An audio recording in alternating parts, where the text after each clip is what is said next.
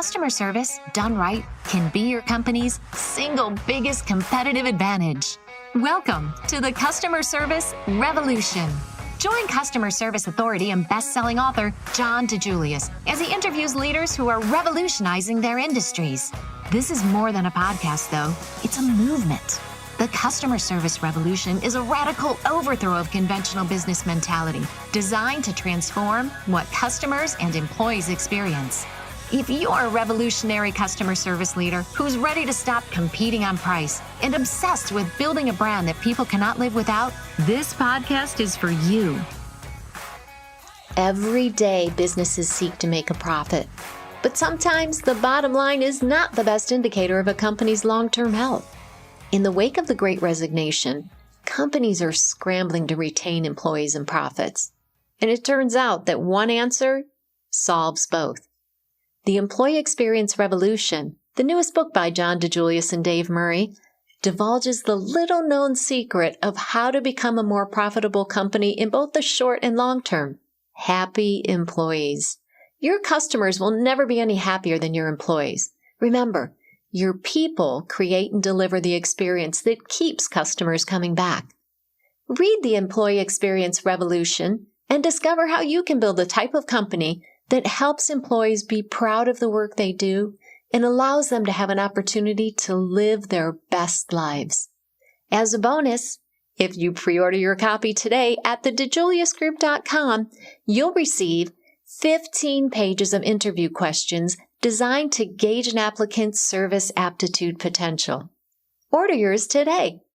Welcome, revolutionaries, to the Customer Service Revolution podcast. I am John DeJulius, Chief Revolution Officer of the DeJulius Group. On today's episode, I am interviewing Scott Wozniak, CEO of Swoz Consulting and the author of Make Your Brand Legendary.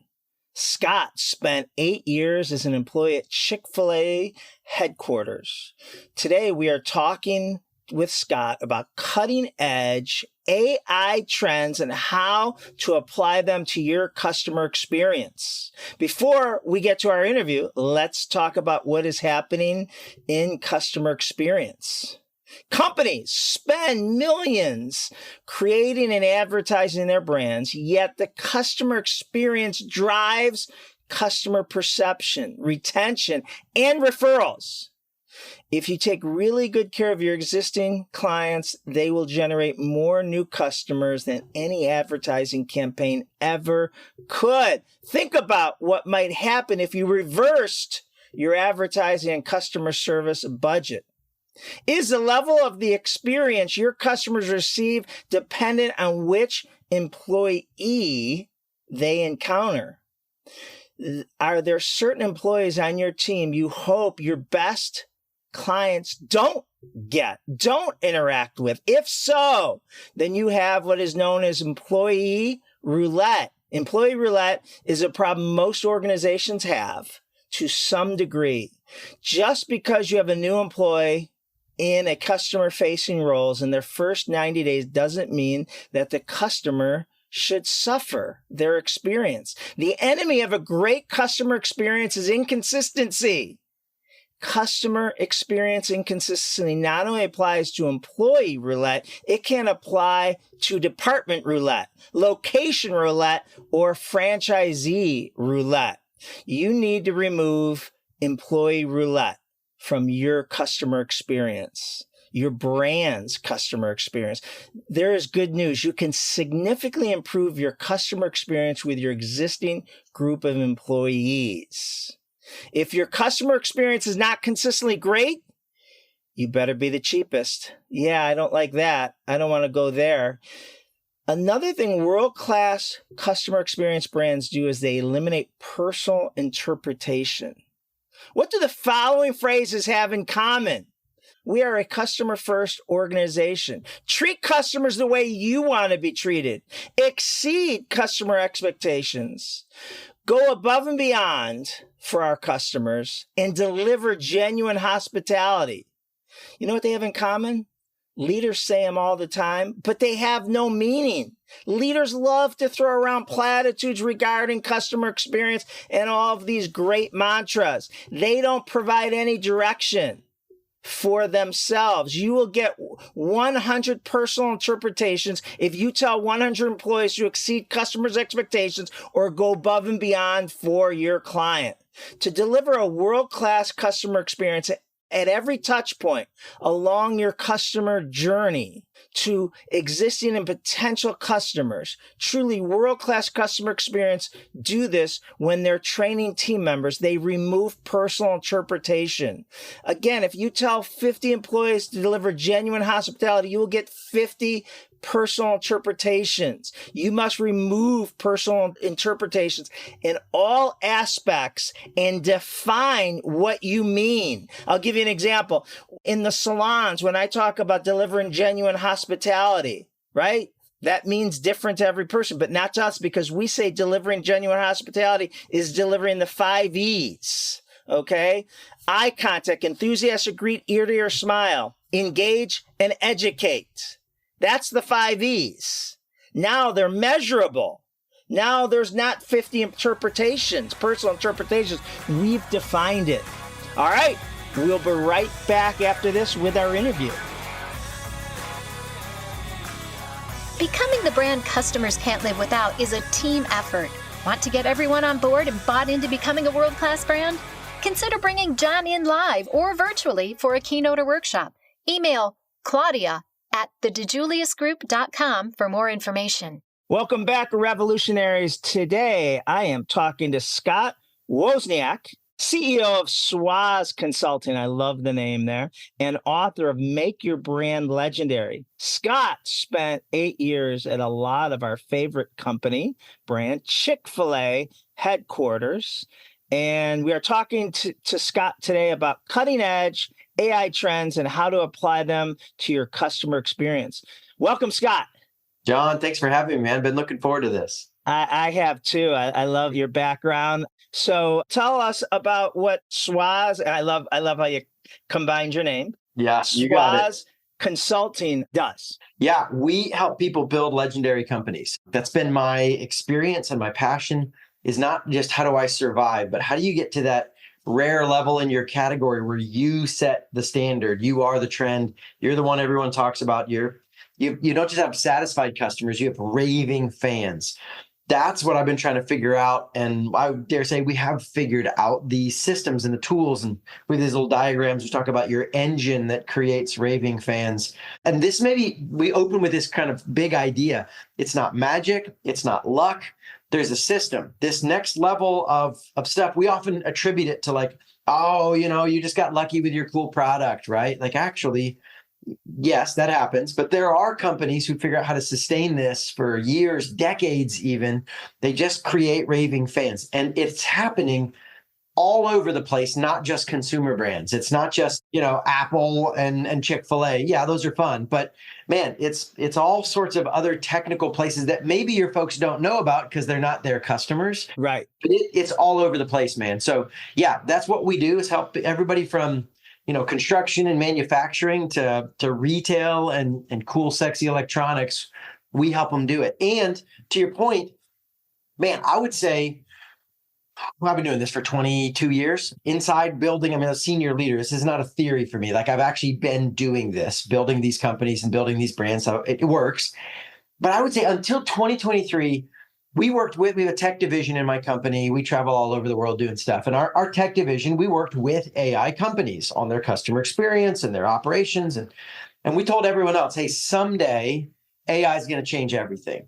But not today. Like, it's not for regular businesses yet. Like, the news media loves to get hype, but really it's not ready yet. Someday though, someday this is coming. And then, dude, in 2023, in 3 different categories at the same time, AI crossed the threshold, 3 different types of AI, and became a core business tool. I mean, it's not a fun toy anymore. It's a core tool. And so, man, we went from working with a few AI companies to I stood up a whole AI division. And this is what we do as a whole new branch to the company, is help people figure out their AI strategy.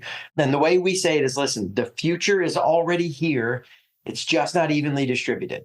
Like it's happening. It's just not happening equally smooth in all places. Some companies are getting this and starting to apply it and see crazy stuff. And some are thinking this is still a someday thing, and it's not someday anymore. Like this last probably 9 months, it's become a radical change. And so, yeah, man, AI is a really fun, exciting space to play in right now. Well, a lot to unpack there, and I agree with you. Listen, if your product is your differentiator, you're in trouble because anyone can copy that. I mean, yeah. Anyone can copy that. In technology, anyone can copy. But I still feel, and then correct me, if you think I got it wrong, that AI is in its infancy. It's still in diapers. And I just was interviewed for Harvard Business Review on my thoughts of AI, and it's still, I still say wait and see if you're a smaller company, and this is what we're going to talk about, because I may be wrong, but it's kind of like all the other things that came that were huge. There were so many players, wait till they, who is real and who is going to stay and who didn't have it. And then, the price goes down. But I mean, right now, like, did you hear about the company Klarna? Yes. They're doing AI customer service reps. Yes. Yeah. But I mean, they invested, millions and millions and millions of dollars into this thing, and that's great. But, a lot of companies can't do that, and they got to wait till the price comes down. So what do you see as the evolution, and how do you crawl, walk, and run depending on your size? Yeah, I would say, so two things. I sort of validate what you're saying, but I'll throw a little twist on it at the end. One warning we're giving people is don't make your AI strategy off of the news media, right? The tech news, they get all excited and they get hyped, and they're not actually pretty accurate at this point in our experience. I mean, there's pockets and little moments, but generally speaking, they're overhyping what's possible. It's going to change everything. And they're thinking what's going to come eventually is already like, they're talking about like it's here, right? And I mean, hey, let's back up and like just really clear with our folks listening here. If you're listening, let's be clear what AI is not when we think about what it is. First of all, the Hollywood has totally got us wrong. Like Hollywood led us wrong, right? Because it's AI. We've seen the movies. It's robots. They're going to kill us all and take over the world, right? It's how AI works. Thankfully, we don't have that kind of AI yet. There are people working on that. And so that's a whole other debate, whether that's good or bad. But what's here is not the big stuff the news media is hyping. And if you just grab the shiny object in the news media and try to shove it in your company, that's a really good way to lose your shirt and wreck your company. So I'm with you. You've got to be careful. Here's actually how we're saying it. Here's the twist I'll put on it. Yeah, it's not mature. It's very early stage. I'm agree. And then the way we're saying is AI is like hiring 1,000 interns to work at your company. I don't know if you've ever worked with interns. I've done it times. Love it, right? They're eager, and they've got energy, and they bring fresh ideas, and they'll put tons of work into stuff. And you should probably check everything before you put it in front of a client. And they're confident, but that doesn't actually correlate with any of their actual abilities, right? The AI is sure he's ready, and like, AI is an intern right now. And it's not a single intern. It's like 1,000 interns working for you. They'll do crazy tons of work. But you have to manage it very carefully. You can't just put in like one of our standards. So we do consulting and coaching and training and all this cool stuff. We help companies upskill their people so their people are better when we're gone. And one of our metrics, the reason I say that is because we say one of our standards on like what level of employee are we at is this is the unofficial measure, but we're like at the top level, our senior consultants, I would leave them alone in a room with a CEO, right? It's like, hey, I can't make this one, or, I got caught up in a tree. My plane was late. You start the meeting without me. You got this. Yeah. Are they at that level yet? I would not leave AI alone in the room with a CEO. Like it's an intern. It's not even a regular consultant for us, let alone one of our senior guys. Man, but if you can point it at the right things and the right stuff, and you, like a good intern, you got to guide it and direct it. There are some things it can do that are functionally valuable today. Now, our intern's going to grow up, right? Give it 10 years. I mean, this actually, I love this metaphor because I think it works with the actual timeline. Our guess, we're all guessing, right? But given the current course and speed, and I got a bunch of super deep tech nerds on the team, we talk about this. Like we told one of our clients we're working with on their AI strategy, there's two major things they wanted to do. And one of them we said, oh, there's a tool right now that can help you figure this out. And there's another one we're like, not yet. It's not ready yet. Give it some time. Like you said, the market's like a red ocean of chaos and blood. The sharks are swimming. In about 2-3 years tops, that should start settling down and you'll be able to pick something that's stable and good. Right now, it's kind of wild. But this other zone, hey, we can do something right now. And so there are times when I say slow down, but maybe there's another zone where it's like, you know what? An intern would be awesome right there. We could throw some horsepower at that. Yeah. And then we got to guide it and direct it and check it before we send stuff out. But that's kind of where we're at, is it's time to hire the intern. And in about 10 years, I think our intern will have got his or her chops down, right? They'll grow, they'll move to the next stage. In about 10 years, AI will be like a serious employee. Maybe not your CEO of your company, but AI could be one of your top contributors that's on the team. And so it's begun. It's so far from mature, but it has begun. So, but here's the thing, I've done a lot of research on AI and interview a lot of AI consultants, if you will, or AI companies. And, they're all professing how much productivity it's going to increase and efficiencies and bottom line. But as you say, it's an intern that you have to check, which almost is slowing me down, right? It's always the case of an entrepreneur trying to grow. Now, I don't want to hire anybody to do it because I'd have to teach them and it's going to take me twice as long. You know that whole story. But that's why if you're a smaller company, I just wonder if you wait because, until it works out all the bugs, which may be, 6 to 18 months before you jump. All depends on where you are and the size of a company. Yeah, but totally. What do you think about that? Yeah, no, I think the intern analogy applies here still, because there are some size of companies. It's like, dude, you don't need an intern. Given the work you're doing, and this is what it comes down to for us. What we don't do is chase the news media and try to don't go grab an intern and try to figure out what am I going to do with my intern, right? Hey, I don't know if you've been in this place. Someone approaches you and is like, hey, listen, I got my nephew. He's awesome. He's really interested in your work. And can you hire him as an intern? And you're like, we don't really have. Sure, we'll bring him. We'll find something for him to do. That's a bad setup. That slows you down. He doesn't really have meaningful work to do. What's better is say, start with your business strategy. What is it we're trying to build and grow? What are the problems we're trying to solve? Where are the gaps? Where are the next growth levels? And then you bring that to what is currently in the AI field. And it's totally possible. You're a small company. The kinds of things you need to outsource are too high level for the intern. And you're like, we really don't have enough for an intern to do right now. And I'd be a net negative, but it could be that the kind of problem you're trying to solve is an easy one and an intern can do. It's like, man, I just get a volume of this dumb task. Sure, I can offsource that one task. That's easy peasy. Yeah. So that's the first thing is I would say start with your business strategy, man. Don't grab interns. Let's give some examples, right? So obviously, the easiest place you can think of AI, or at least I can, is contact centers, right? And, the chat bots and maybe, taking a percentage of the low-hanging fruit so it doesn't have to get to a human being. And then the ones I really like is, that it's listening to, you're calling me up, my company, and, I'm the contact center.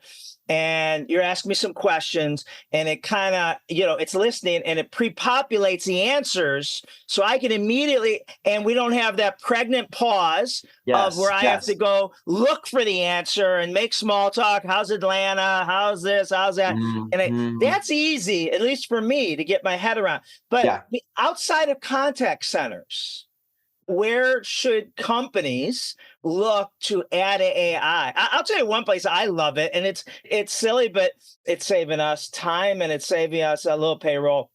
Like just constant creating content, articles. And so it's funny that I'm an author and a speaker, and I flunked English 5 times in college, the same English class. So I've always had a great editor. That when I write my blog, send it to her, and then now, have an app that just, I've literally eliminated an editor on everything, even emails to you. I can't believe how many mistakes I'm making that's going out publicly. Same. So, where's the opportunity outside of contact centers? Because I think that's the easy no-brainer that you see. Yeah. So three zones that are the immediate low-hanging fruit. There's more, but these three are the ones that I would say the intern can start doing some work if this checks one of your business needs. You're right. One of them is the customer communication. So it's inbound and outbound. It's initial sales prospecting, or you get a chat bot, or there's some really remarkable phone call stuff where it will make phone calls for you and verify, hey, can I set an appointment or validate stuff? And so if you're doing a high volume, remember this is key, business problem. If it's high volume for you and you're like, I just run out of time to follow up with folks, or I'm spending too much time on the phone hammering stuff out. Now, if it's just like you're an elite, boutique, the craftsman, and you have 12 clients a month and you charge them a bunch of money per project, you probably don't need AI to do all 12 phone calls. You can handle that. You got this, right? Yeah.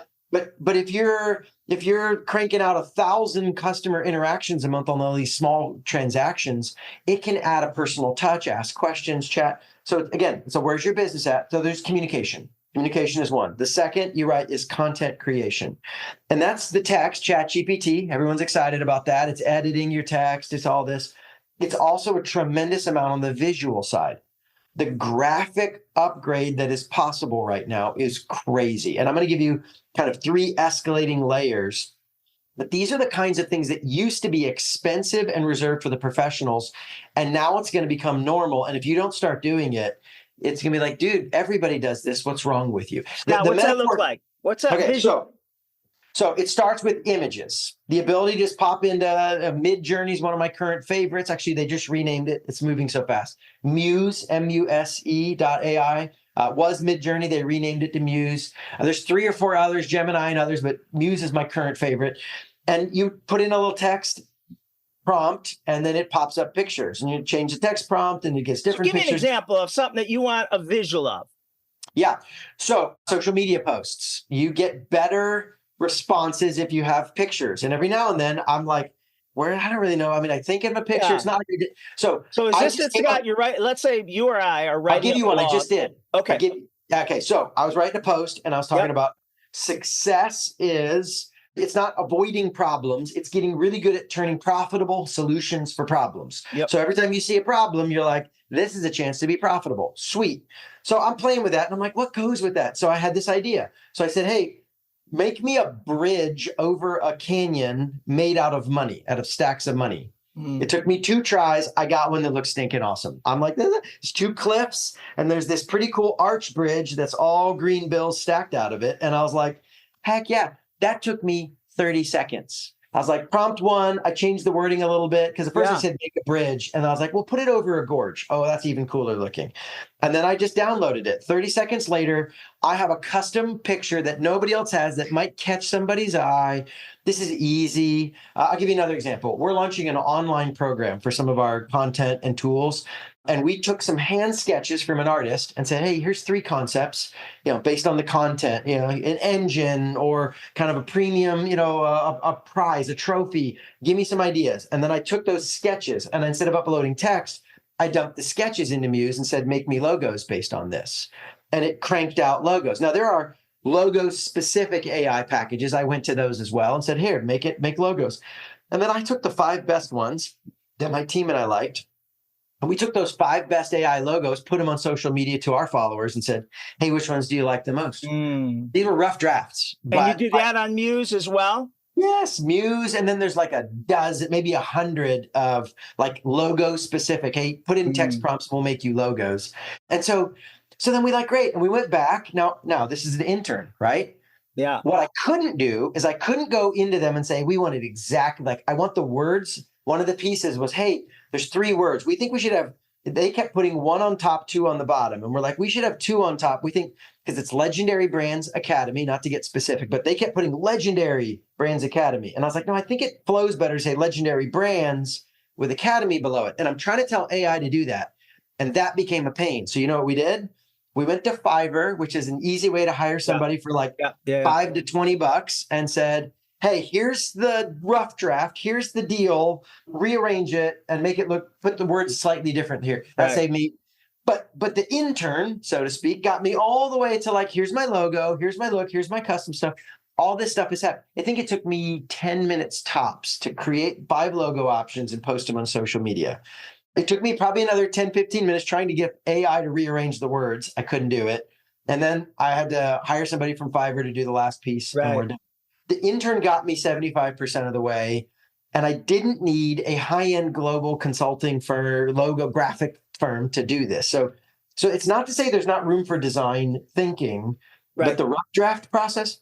And then, dude, I haven't even touched video creation. That stuff is just starting where you can enter a prompt and it will make you videos.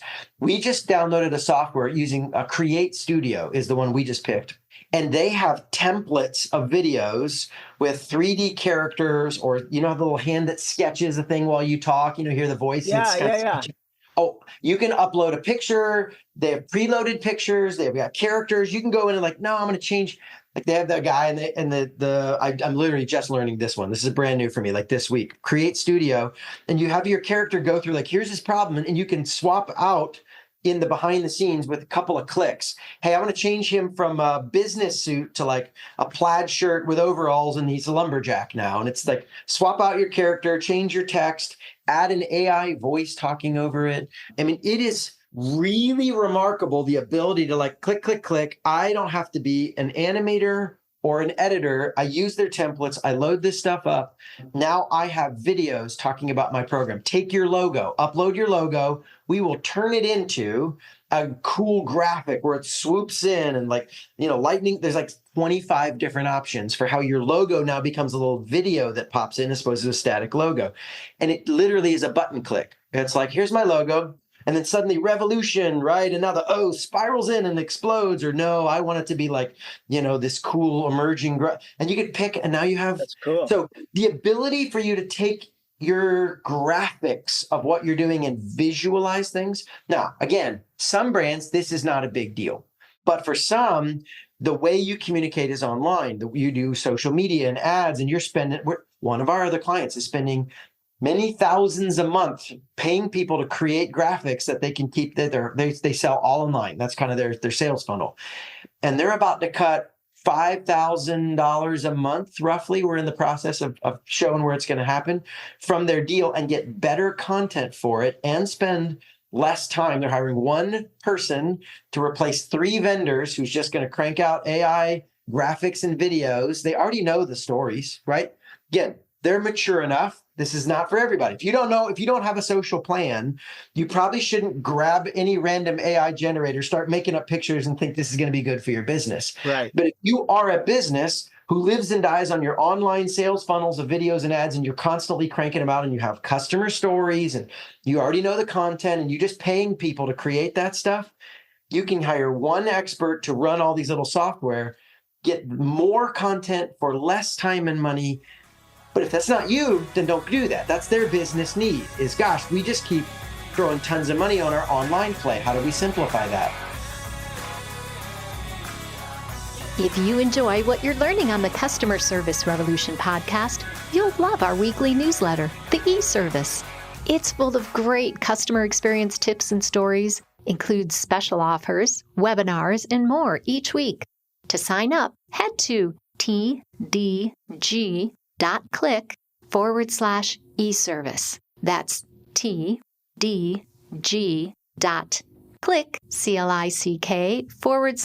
ESERVICE. Enter your preferred email address, and you can look forward to great advice from John in your inbox every Wednesday. So there's the second category. And the third one is one. I want to make sure I got contact center. Yes. Content creation. And the third one is one that the news media doesn't want to talk about at all. And it might be the most financially valuable group right now of AI. AI's ability to match with very physical, technical businesses and help them manage their equipment and property. Bridge inspectors, industrial crane operators at ports, construction machine equipment. I mean, these very expensive, big pieces of machinery. And it's not pure AI. It's AI mixed with sensors. And so they have to embed, and they're making more and more machines where you either can add the sensors or the sensors are built into the machines. And then now so I'll give you a quick example. Yeah. AI for crane operators at ports. If you think about these ports and these giant cranes offloading these shipping containers, if they go down, it's millions of dollars an hour that they can lose in business if they have to shut the whole thing down and the boat's got to move to another dock and all this nonsense. And you call the repair, hurry, get up here. And it's like, crazy. And we need the part, and they're rushing to go get the part. And this whole process, how quickly can we get it back up?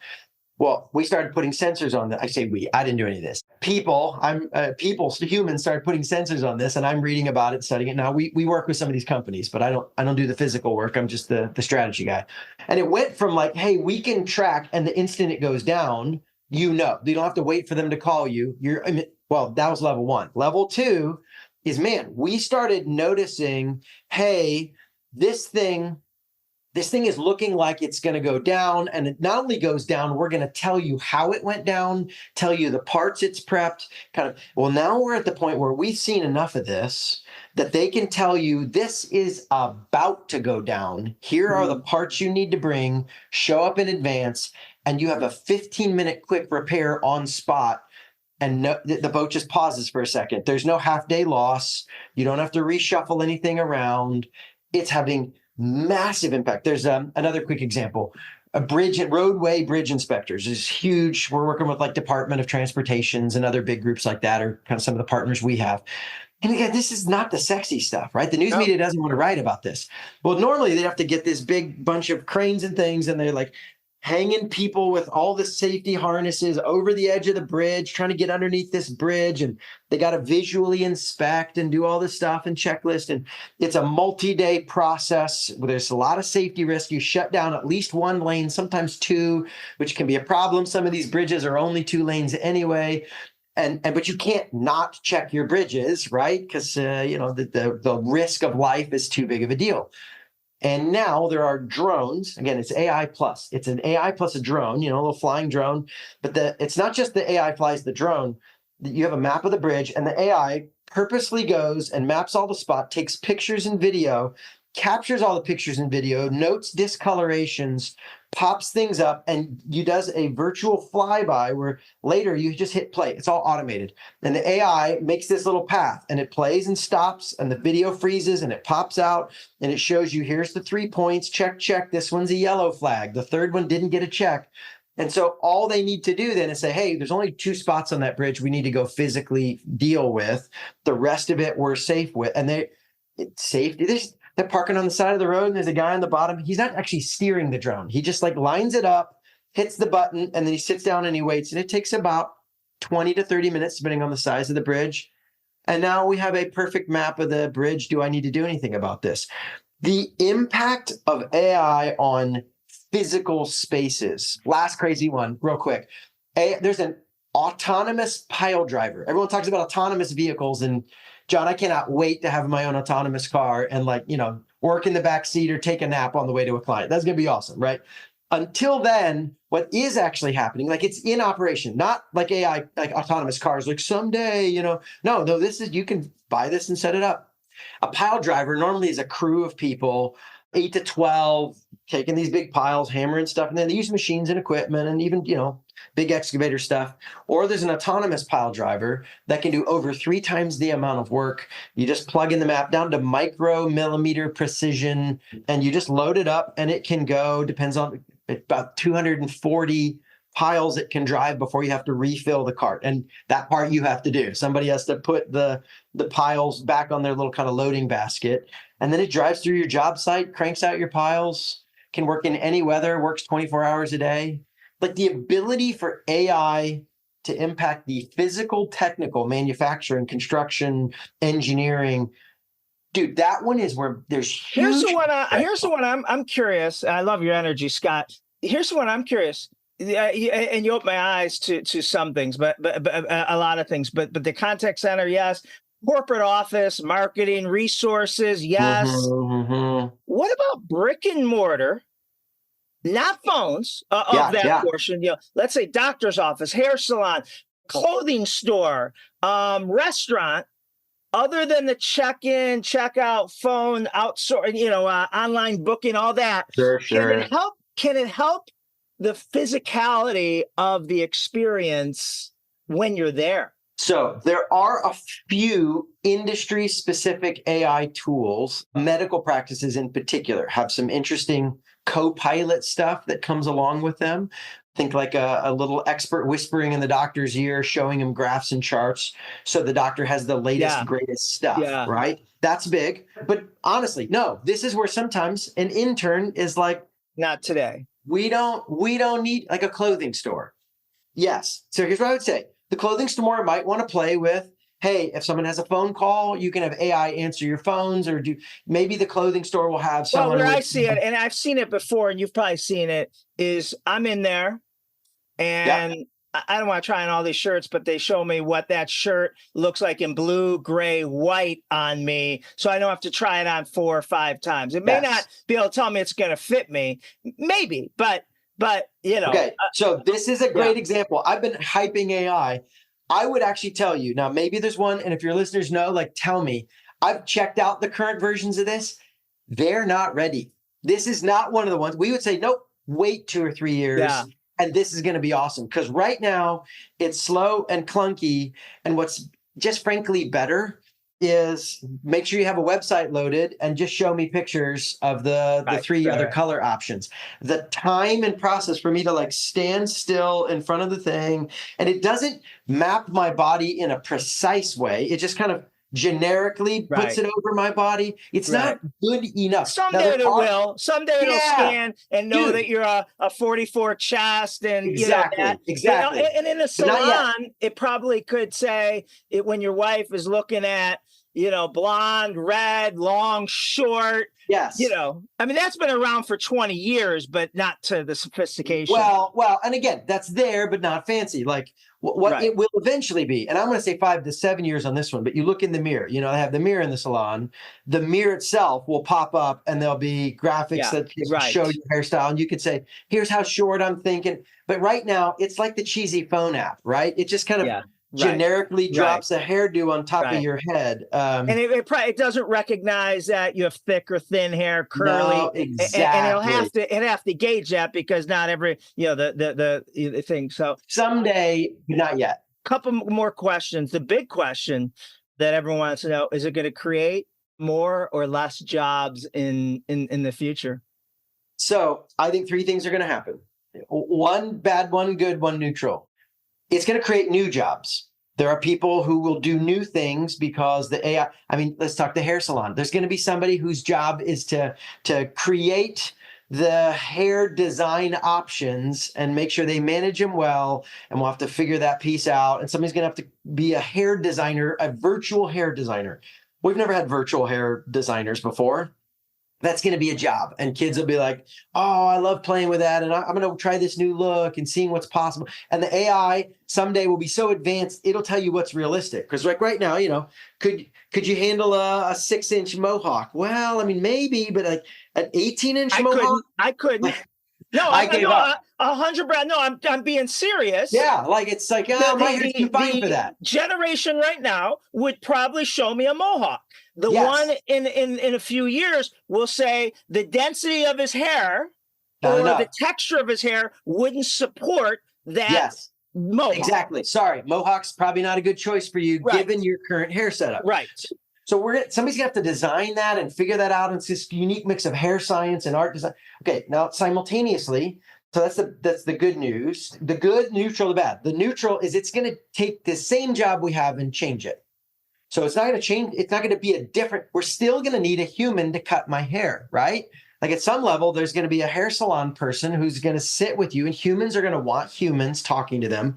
We are social creatures. Like it's hardwired into us. We're herd animals. And so we're going to want someone to chat us up. That's why some people go to the hair salon. They got their gal and they talk it all up. And it's like, oh yeah, we love it. And they're talking and what do you think? And I really like your look this month. And okay, but now the hair salon person is going to need to know how to interact with the AI. They're going to know how to tap the mirror and say, let's try this. And what do you think? And hey, I was thinking a little off I want some bangs. Well, let's see. And they have to know how to work the mirror so that it shows you bangs, right?